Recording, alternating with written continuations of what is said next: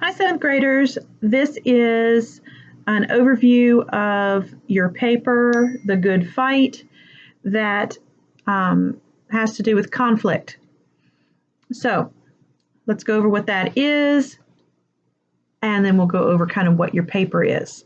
So the conflict in a story is the struggle between the main character and his opposition, or the opposition, that's the antagonist.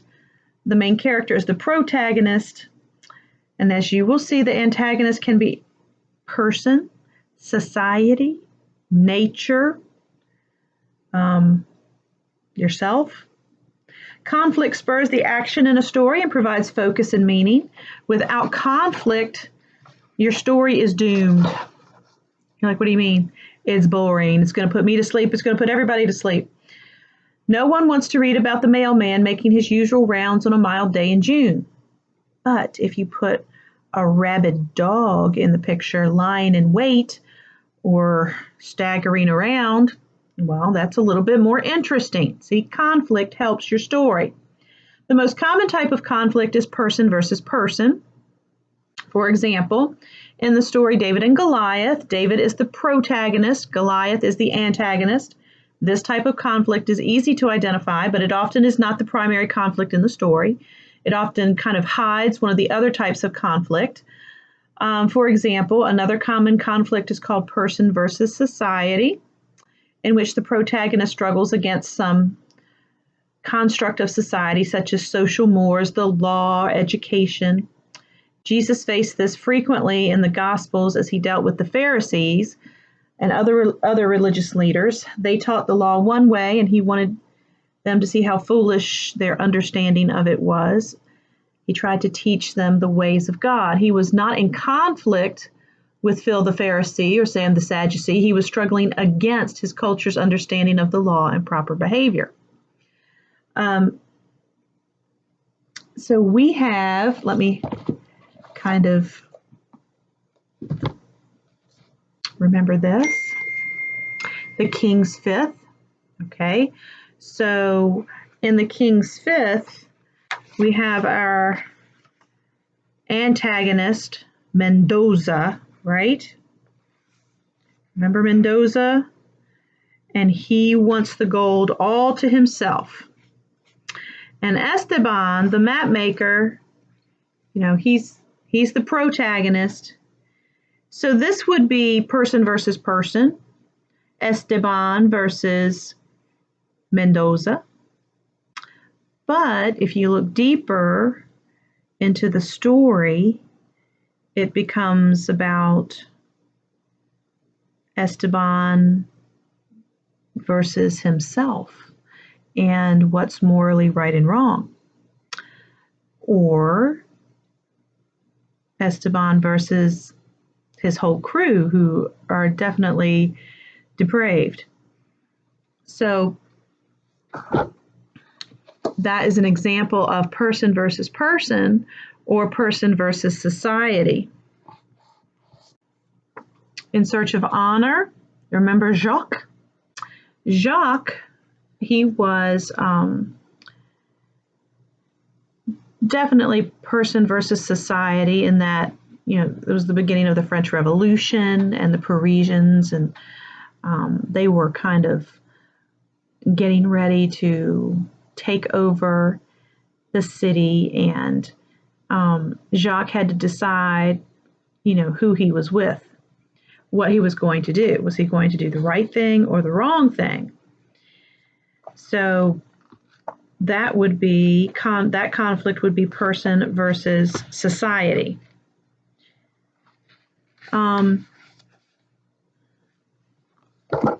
We have the broken blade, and we have Pierre. Now, Pierre did have conflict with some of the people. Beloit, I remember being one of them, on the journey.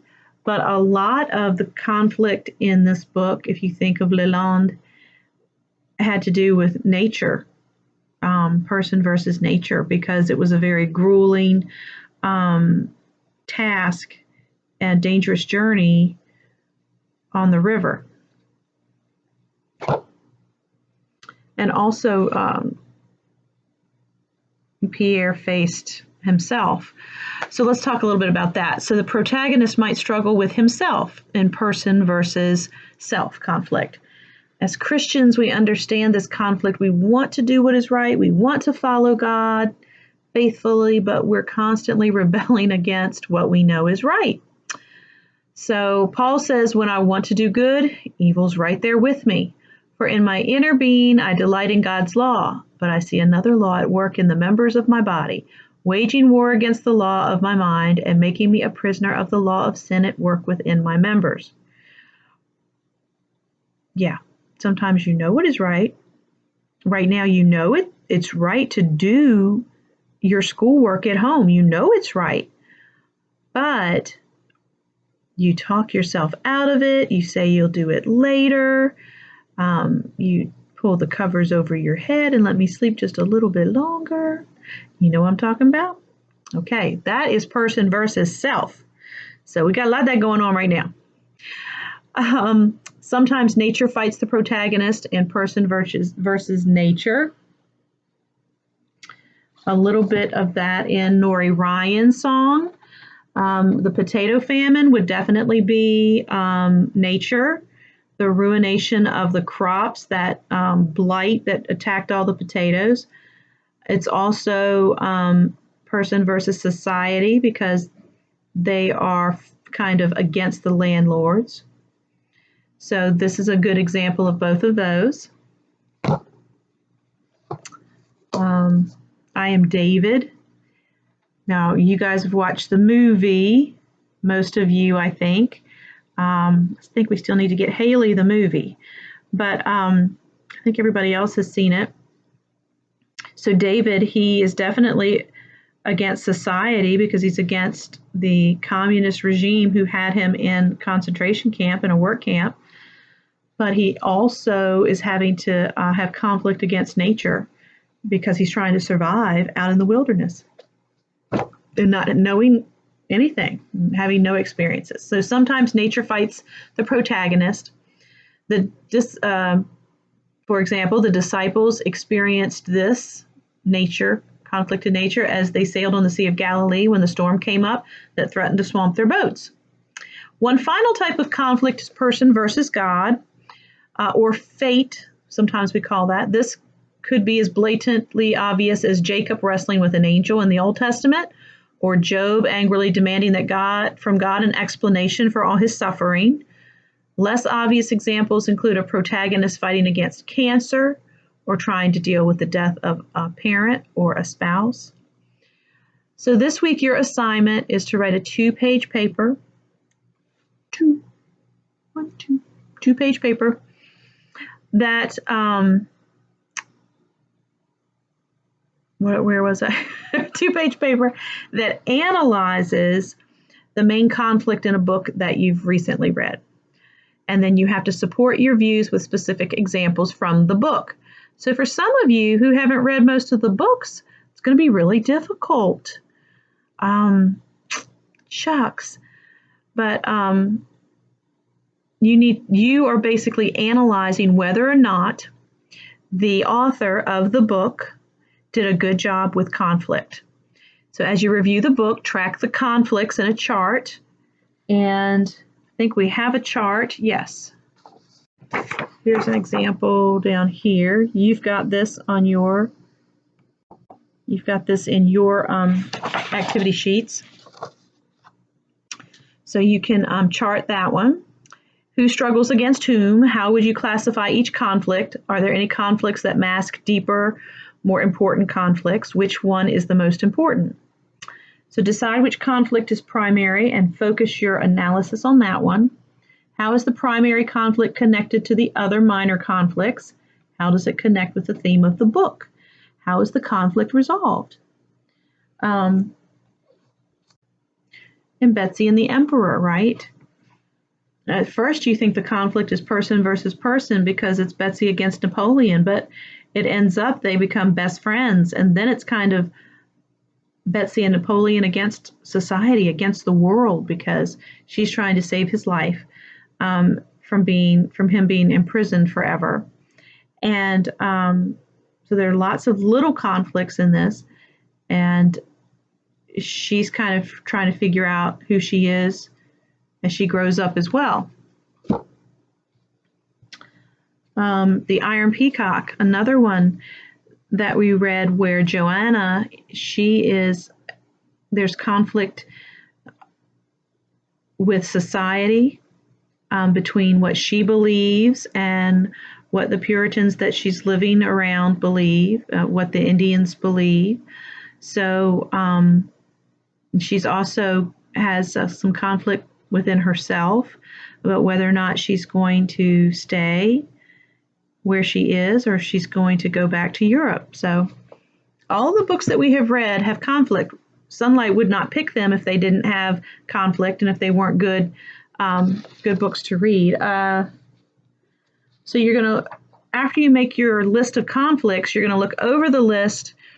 Are there any conflicts that hide deeper, more important conflicts? Is there one that stands out as most important? So decide which one is primary. How is the primary conflict connected to the other conflicts? How does it connect with the theme of the book? How is it resolved? Now, we've talked about theme of every book that we've done, so you should have that, go back and look at your notes.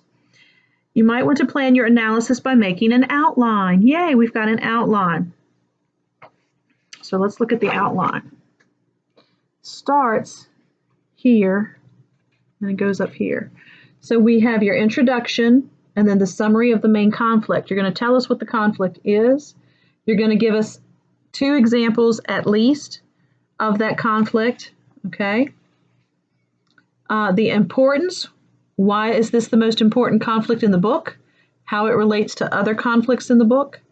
Then the connection to the theme. Why does that conflict help the theme of the book? Evidence, 2 examples. How is the conflict resolved? And then just your conclusion.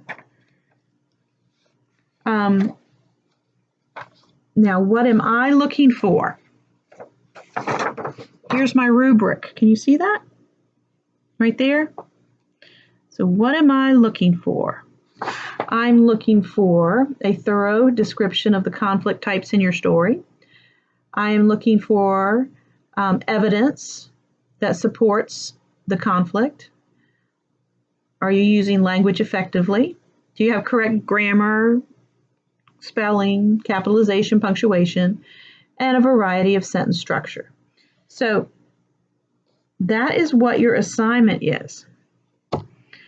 I think that you shouldn't, after all we've done, have trouble with this. Let's take I Am David, for example. Okay, so you have your outline, right? Where did I put it? I just had it. So the main conflict of I Am David is he is trying to escape. He's trying to escape really to find his mother, to find his place in the world. So the main theme is survival, and the conflict is the journey that he takes. And then you would give evidence or examples of him. I would say escaping the camp would be a good example of conflict. When he comes in contact with the family that takes him in, and he thinks everybody's out to get him. Why is this the most important conflict? Why is the survival of the journey the most important conflict? Because that's the whole purpose of the book. And how does it relate to the minor conflicts? So you talk about, I think in one part of the movie, he doesn't know how to swim. So he's got a life preserver, but he's thrown into the sea. Swim or drown So that's a minor conflict that is an example that leads to the bigger conflict of him surviving. So you can kind of give all those little examples of him, the trouble he gets into and how he keeps going on his journey. And all of that is connected to the theme which is, I would say, perseverance, survival. He doesn't give up at any point in the book. So never giving up. And then how is it resolved? Well, I know you've seen the movie. I can't exactly remember if the movie ends the way the book ends, but in the end of the book, he finds his mom and they're reunited, and that always makes me cry. So that is your assignment this week, is writing about conflict. Did the author do a good job? I hope that you have read a book so that you can help us out. I'm looking forward to these papers. This will be the hardest paper that you write, but it's also one of the last papers you'll write. You won't have one this hard. So do a good job on this one. The next one will be fun and easy. And remember, you have 2 weeks to do this.